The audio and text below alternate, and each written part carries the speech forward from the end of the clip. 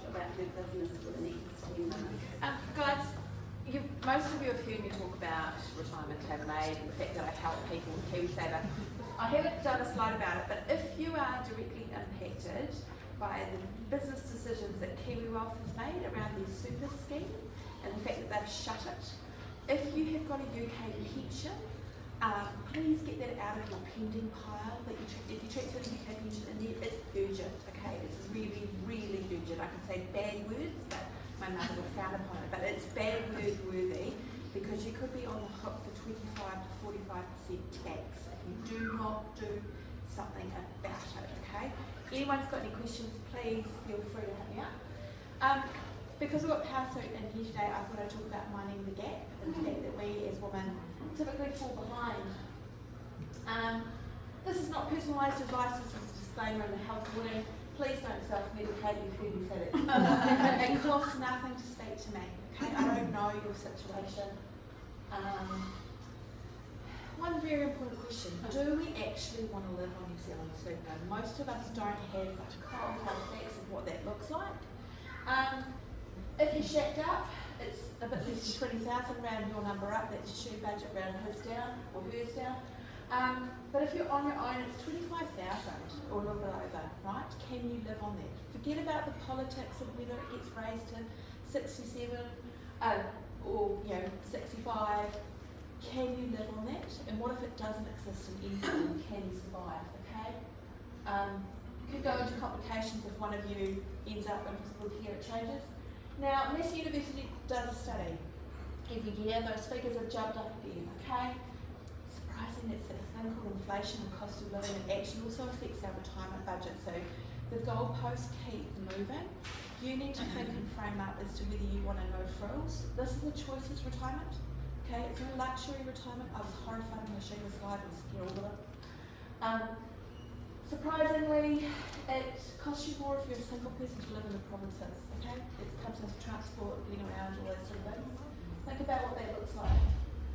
So, no frills, obviously that's vanilla wine versus melon huffs. If you want luxury, you need a bit more than that. But think about where your lifestyle is at now and what you want in retirement and put some numbers on it. You've heard me talk about, this is out of the Massey study. Go scare yourself and see what they actually allow. Given it's Friday, if you want a choices budget, you're allowed $15 worth of soft drinks per week. I mean, how does that feel? The scary one, no, look at that, no frills, there's no footwear. I don't know, I'm a shoe girl, there's no way. So just keep it there. Even on choices, 2-person, I don't think I could do it on $13 and that's not giving hubby any shoes, okay? So just look at those numbers and think about the lifestyle that you want to lead, okay? If you're single, the numbers are down here. Again, there's no footwear budget at all if you're single. God knows what you wear. But you come shopping with me now, so. Yeah. What I'm saying is just think about those numbers, because the headline number, you go, oh, that's okay, it's looking at the nitty-gritty underneath a little bit and thinking about your own lifestyle. At the moment, this is last year, average female balance, 25,000. Honestly, what are you going to do with that? What? Men, 31 and a half, okay? This is average. Now, I'm going to show you a couple of things about the gender gap, okay? For me as a mum, the gap at the 18 to 25-year-old piece was really surprising. Is that the savings gap, Ailsa, or the pay gap? This is your Kiwisaver gap. Okay. This is your so this here is the average Kiwisaver gender balance gap, okay? So the dark blue is 2021. Mm-hmm. That's how much it has grown in 1 year. Okay, it is really scary. The fact that as women we're nearly 25% behind men at 18 to 25. Holy moly! Mm-hmm. I didn't have children at that age. I can't blame it on the kids. So just think those numbers compound, right? They compound into our futures. Now, interestingly, media talks about the fact that we've got more people into growth assets Growth is not high growth. Growth is not gear growth. It's not aggressive growth. Typically, men have more funds in growth funds, right? They take on more risk than we do as women. Women, we have been raised to be conservative, balanced, refined young women. Let's get aggressive, ladies. Assertive. And get assertive. We're not used to that language. Okay, the industry is designed by men, so I often talk to women who say, "Oh, I ticked one box down, Ailsa, because it just felt too risky." On a bank risk profile, like, how much risk are you taking on the bank risk profile? Anyway, but what I'm trying to say is we as women have more money in conservative funds. Interestingly, it's even more pronounced at older age. We live longer, but men are more likely to have assets at approaching 65 or beyond 65 in growth assets. Who lives longer? Okay?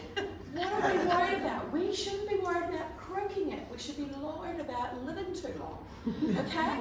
So please, this is structural, but we need to think about it. And as a female advisor, I have those conversations around, well, how long did your mother live? You know, and I've had older people tell me, well, they're still going. I'm like, well, you need to kind of, they're at 96, you kind of need to be planning for that, you know.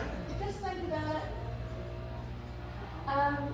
Think about how you want to live your life, because each of us in this room will live a different life, and the things that are important to us in retirement will be different. We've got to plan accordingly for it. Sketch out some goals and plans. If you don't put a number on it, you can never achieve it, right? It's not going to happen. Think about your contribution, think about your fund. If we all look at Australia and think they're doing better, they've saved more, okay? It just happens. If you can do that yourself, you just increase your contributions. We don't need politicians to do this for us. But please, the power of your contribution and the power of starting early, so starting at 18 to 25, it's actually, if we want to change things for New Zealanders, that's where we've actually got to focus, is actually making sure our kids are set up. Some of us, it's just too late for us, really. We can't change much. Anyway, that's me. Please reach out, no obligation, come and have a chat. It's really great to sponsor this morning's meeting, and yeah, thank you for having me. Yeah.